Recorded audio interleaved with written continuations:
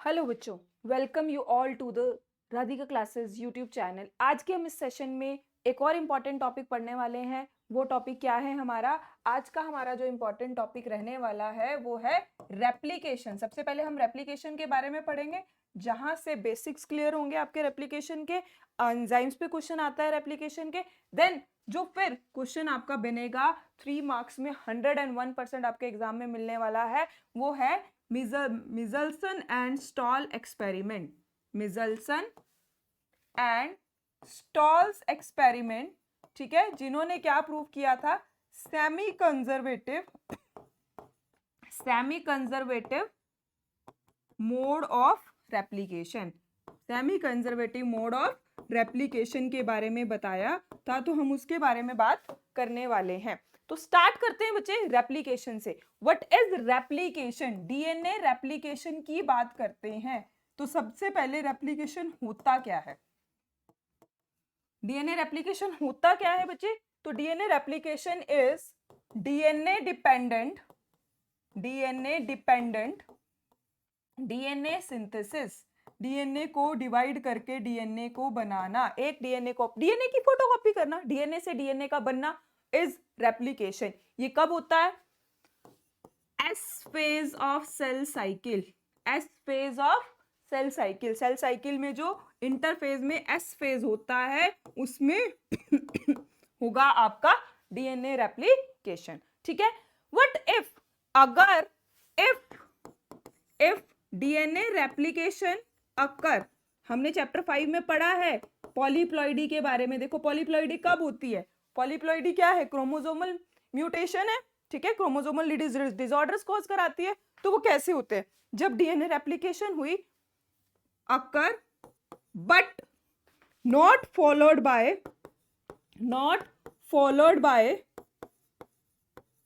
Cell cycle, और उसमें cell division नहीं हुआ। Not followed by cell division मतलब डीएनए तो डबल हो गया, लेकिन उसके बाद सेल डिवीजन अगर नहीं होता है तो लीड्स टू पॉलीप्लॉइडी। क्या हो जाएगा? पॉलीप्लॉइडी हो जाएगी। आपने चैप्टर 5 म्यूटेशंस में पढ़ा है पॉलीप्लॉइडी होना क्या होता है, ठीक है। तो ये क्रोमोसोमल एब्रीवेशन हो जाएगी। अब ये रेप्लिकेशन कहाँ होती है? तो न्यूक्लियस ऑफ द सेल में। कहाँ होती है ये? न्यूक्लियस ऑफ द सेल में।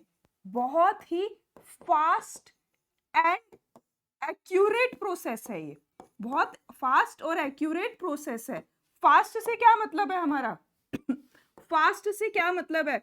अगर मैं इकोलाई सेल्स की बात करूं, इकोलाई इज अ बैक्टीरिया, ठीक है, इकोलाई सेल्स की बात करूं तो इकोलाई सेल में कितने बेसेस होते हैं? 4.6 इंटू 10⁻⁶ बेस पेयर होते हैं, और उनकी रेप्लिकेशन कितने मिनट में कंप्लीट होती है?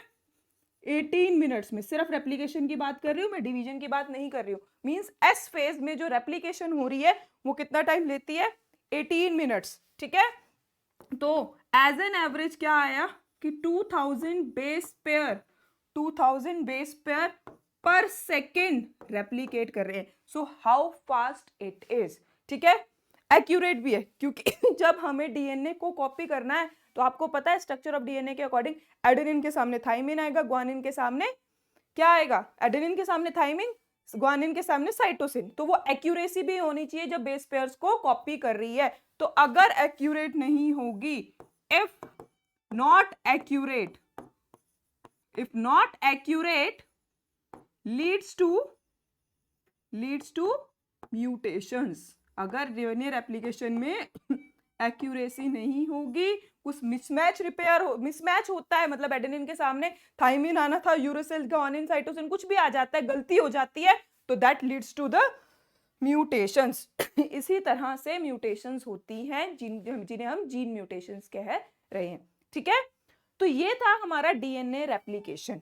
डीएनए रेप्लिकेशन क्या होता है? अब डीएनए रेप्लिकेशन होता कैसे है मुझे उसके बारे में बात कर रहे हैं। तो डीएनए रेप्लिकेशन जो है ना आपका, ये जो डीएनए रेप्लिकेशन है, it is enzymatic process.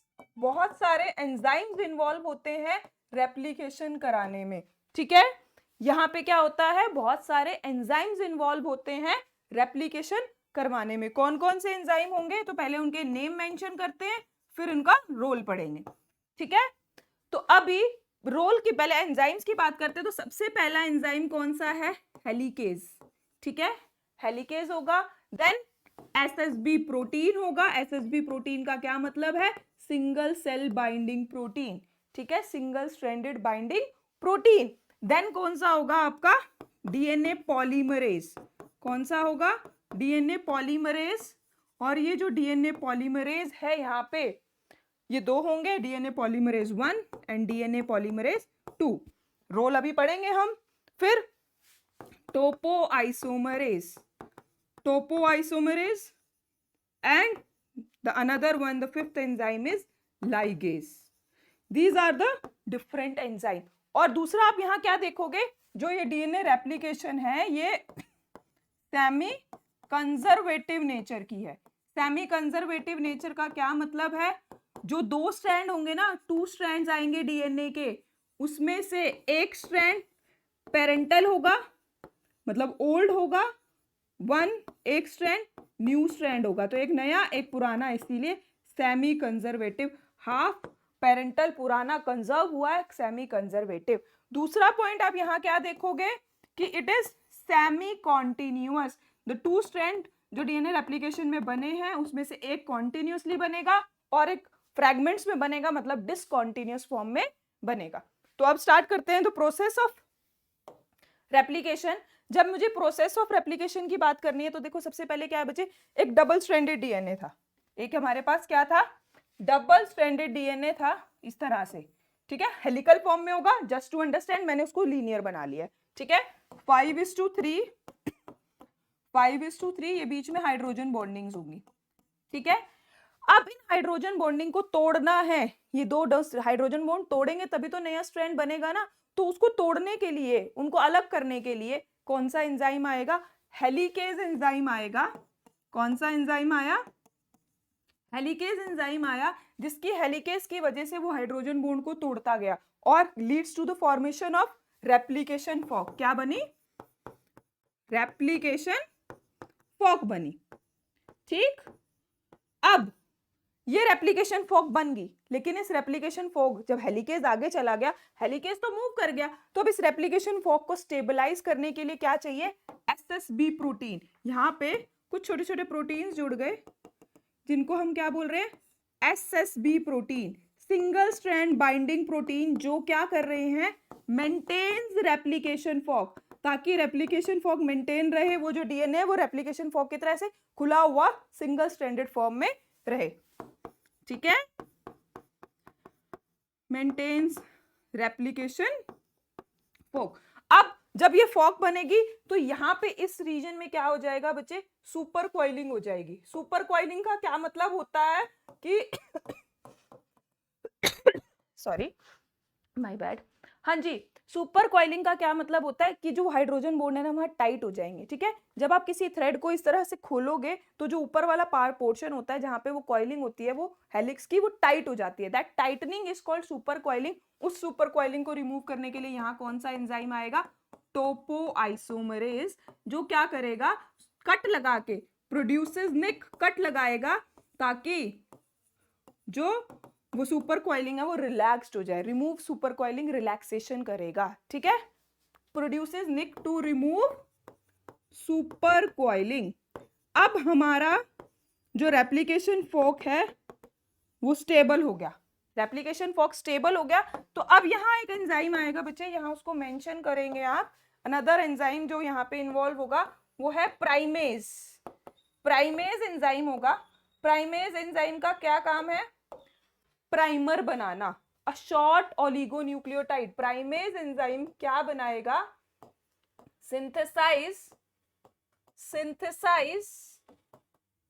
Primer. क्या होता है प्राइमर, 10 to 16 बेस पेयर्स का न्यूक्लियोटाइड्स का, 10 to 60 बेस पेयर्स न्यूक्लियोटाइड्स का एक न्यूक्लियोटाइड सीक्वेंस होता है। 10 बेस पेयर न्यूक्लियोटाइड होगा with free 3' OH group, with free 3' OH group, ठीक है। जिसके कारण अब वो, क्योंकि ये मेरा स्ट्रैंड इस तरह से है, ये 5:3 है, ये 5:3 है, और उसका 3 प्राइम फ्री है, तो वो क्या करेगा, प्राइमर यहाँ अटैच होगा इस तरह से, और इधर यहाँ अटैच होगा, ठीक है, इस तरह से प्राइमर अटैच हो गया, क्योंकि एक बेस शुरुआत के लिए हमें चाहिए था। शुरुआत के लिए हमें क्या चाहिए था, एक बेस जहां से हम न्यूक्लियोटाइड्स को ऐड करवाना स्टार्ट कर सके।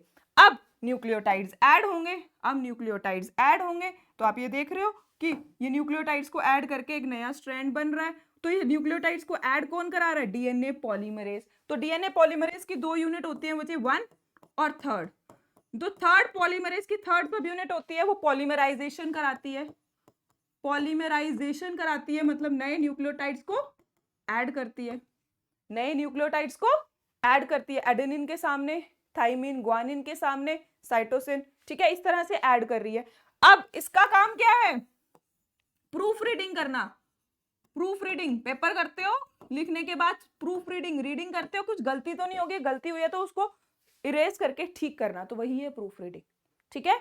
अगर कोई बेस पेयर गलत ऐड हुआ है, मिसमैच हुआ है, तो उसको रिपेयर मैकेनिज्म देना, प्रूफ रीडिंग करना डीएनए पॉलीमरेज का साथ साथ का काम है, ताकि एक्यूरेसी रहे। अभी बोला ना फास्ट एंड एक्यूरेट प्रोसेस, तो एक्यूरेसी रहेगी।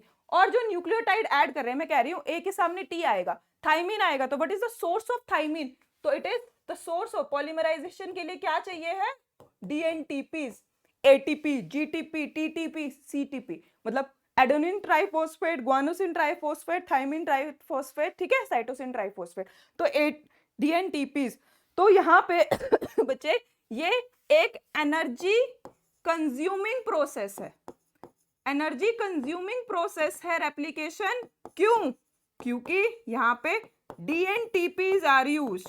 डीएनटीपीज क्या है, source of, dual role of dNTPs, question आ सकता है रेप्लिकेशन में डीएनटीपीज यूज हुए, उनका डुअल रोल है, क्या दो काम क्या करते हैं, source of nitrogenous bases for replication, point number 1। दूसरा प्रोवाइड्स एनर्जी, क्योंकि एटीपी टूटेगा तो एनर्जी मिलेगी, जीटीपी टूटेगा तो एनर्जी भी मिलेगी। अब आप क्या देख रहे हो, जब रेप्लिकेशन हुई तो एक स्ट्रैंड पुराने वाला, एक नया, तो इसी को क्या बोलते हैं, semi conservative mode of replication. और आप क्या देख रहे हो ये जो स्ट्रैंड है बच्चे, ये कॉन्टिन्यूस बन रहा है, जबकि ये वाला स्ट्रैंड, क्योंकि वो प्राइमर कहीं बीच में आके अटैच हुआ था, उसको कॉर्नर नहीं मिला था, इसीलिए वो थोड़ा सा बनेगा फिर टूट जाएगा। जैसे मैं चली, उल्टा चलना था, थोड़ा सा चलूंगी फिर पीछे मुड़ के देखूंगी, है ना, तो ऐसे थोड़ा सा बनेगा फिर टूट जाएगा, फिर थोड़ा सा बनेगा फिर टूट जाएगा, ठीक है। जो थोड़ा सा बना फिर टूट जाएगा, वो ऐसा हुआ तो वो फ्रेगमेंट्स बने, उन फ्रेगमेंट्स को हम क्या कहते हैं, ओकाजाकी फ्रेगमेंट। तो ये जो कॉन्टिन्यूस स्ट्रैंड बना था, इसको कहा लीडिंग स्ट्रैंड। जो ओकाजाकी फ्रेगमेंट की फॉर्म में बना, डिसकंटीन्यूअस छोटे छोटे टुकड़े बने, उसे कहा लैगिंग स्ट्रैंड, ठीक है। अब इन स्ट्रैंड्स के जोड़ने के लिए कौन आएगा, इन स्ट्रैंड्स को जोड़ने के लिए एंजाइम आएगा यहाँ पे, डीएनए लाइगेज। लाइगेज क्या करेगा, डिसकंटीन्यूअस स्ट्रैंड में जो ओकाजाकी फ्रेगमेंट्स थे उनको ज्वाइन करेगा, तो ये हुआ डीएनए लाइगेज। तो अभी आपको सभी एंजाइम्स के बारे में क्लियर हो गया। हेलिकेज क्या कराता है, अनवाइंडिंग कराता है, अनवाइंडिंग कराता है। एसएसबी प्रोटीन क्या करता है, stabilise replication fork, stabilise replication fork. Proof, DNA polymerase 1 proof reading करता है। पॉलीमरेज 3 बच्चे, पॉलीमरेज 3 क्या करेगा, पॉलीमराइजेशन करेगा, पॉलीमराइजेशन करेगा। Topoisomerase removes super coiling, super coiling को रिमूव करेगा। लाइगेज ज्वाइन ओकाजाकी फ्रेगमेंट्स, इतना ही क्वेश्चन आएगा यहाँ पे, इतना ही क्वेश्चन आएगा जितना बताया गया। प्राइमेज सिंथेसाइज्ड प्राइमर, प्राइमर कैसा होता है, एक short oligonucleotide with free 3 prime OH group. अब हमें पता चला कि रेप्लिकेशन कैसी थी, सेमी कंजर्वेटिव इन नेचर थी। तो अब हम बात करेंगे semi conservative nature of replication, and this is a very very very important topic, chance high, very high chances कि आपके ये पेपर में होगा, ठीक है। तो सेमी कंजर्वेटिव रेप्लिकेशन के बारे में बात करते हैं। कैसे प्रूव करेंगे? एक्सपेरिमेंट टू प्रूव कि रेप्लिकेशन जो है वो सेमी कंजर्वेटिव होती है। ये एक्सपेरिमेंट किसने दिया था? Meselson and Stahl. Matthew Meselson and Stahl were the two scientist जिन्होंने semi conservative mode of replication को एक्सपेरिमेंटली प्रूव किया था। Matthew Meselson and Franklin Stahl in 1958 prove that कि the semi conservative replication is semi conservative in nature, और उसको experimentally prove किया था। They worked on कौन सा bacteria? E coli. Why they selected E coli? क्योंकि ई कोलाई हर 20 minute में divide कर जाता है। उसका जो डिवीजन, डबल सेल डिवीजन का टाइम है वो कितना है? सेल डिवीजन जो है वो कितने टाइम में होती है? 20 मिनट। सेल डिवीजन 20 मिनट में, रेप्लिकेशन 18 मिनट में, तो टोटल सेल साइकिल का टाइम कितना हो गया? 38 मिनट्स। ठीक है, divides and doubles in every 20 minutes. तो they work on E coli. ठीक है, ई कोलाई पे वर्क करने के लिए उन्होंने क्या किया? They cultured E coli. E coli were cultured in, E coli को किसमें कल्चर किया था? अमोनियम क्लोराइड सॉल्यूशन में, जिसमें N15 था, हैवी आइसोटोप ऑफ नाइट्रोजन था। इसमें नाइट्रोजन क्या था? Heavy isotope. ठीक है, प्लीज नोट हियर, ये हैवी आइसोटोप था, रेडियो एक्टिव आइसोटोप नहीं था। ब्लेंडर्स एक्सपेरिमेंट में, हर्शी एंड चेज एक्सपेरिमेंट में जो रेडियो एक्टिव आइसोटोप्स को यूज किया गया था, हैवी प्लस रेडियो एक्टिव थे, बट यहाँ पे सिर्फ और सिर्फ हैवी आइसोटोप्स हैं, वो रेडियो एक्टिव नहीं है। यहाँ हम इनका डेंसिटी सेंट्रीफिकेशन, सिर्फ डेंसिटी से पता करेंगे, रेडियो एक्टिविटी नहीं देख रहे हैं। क्लियर? तो उन्होंने क्या किया? व्हाट दे डिड, उन्होंने एक N15 मीडियम का इकोलाई लिया, मतलब इकोलाई लिया जिसको N15 ammonium chloride containing heavy isotope of nitrogen that is N15 में कल्चर कराया। फिर उसके बाद उसको नॉर्मल मीडियम में ग्रो करा रहे हैं।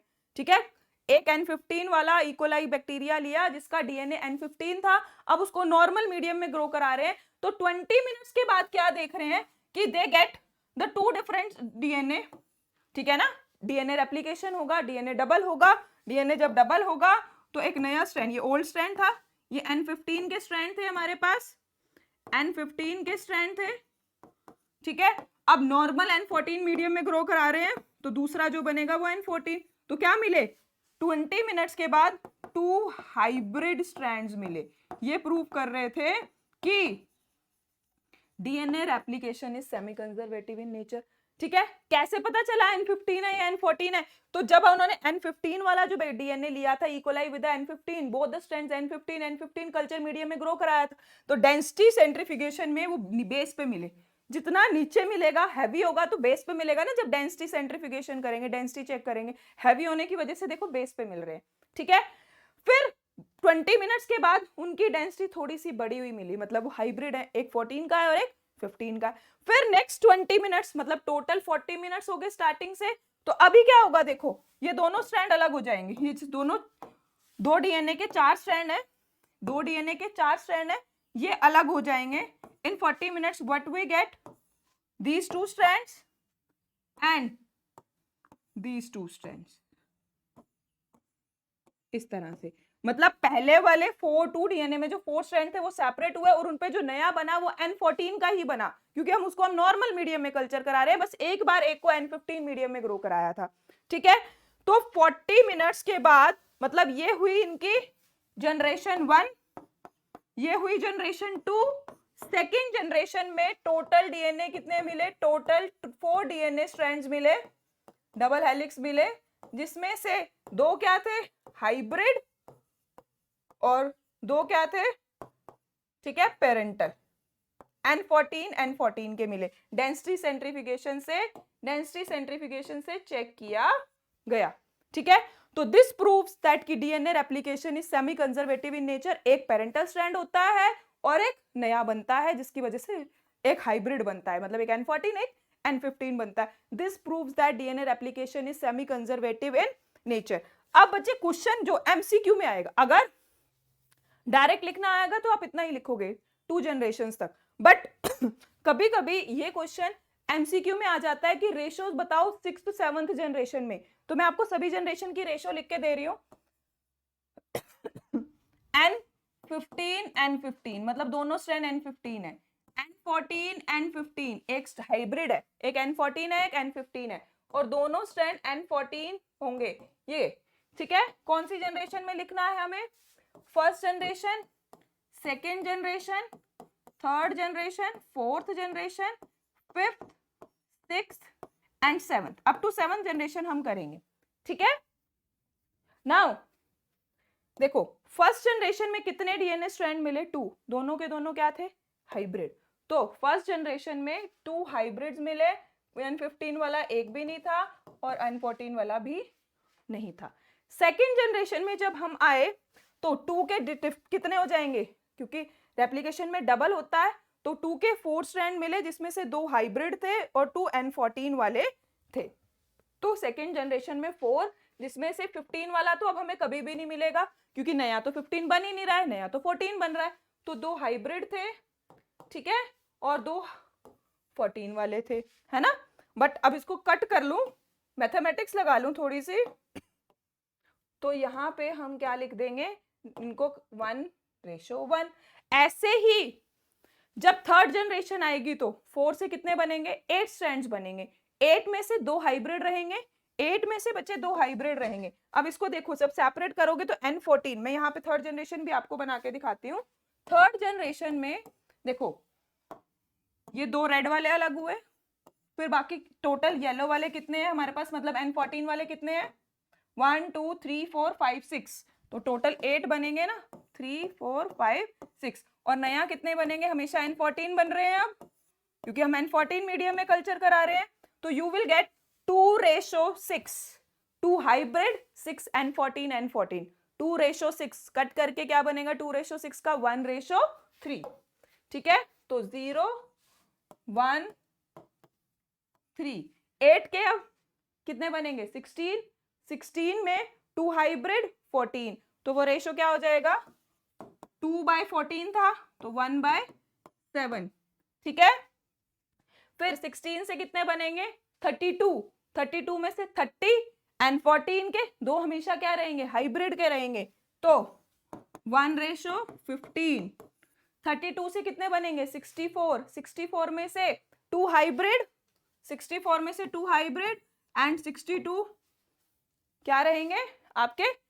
N14 के। इसको कट करके हमारा बना 1:31, ठीक है। 62 का डबल क्या होगा? 124, 124 में से 122 हाइब्रिड, N14 के 2 हाइब्रिड, इसको अब कट करेंगे तो क्या बनेगा हमारा? बनेगा 1/61।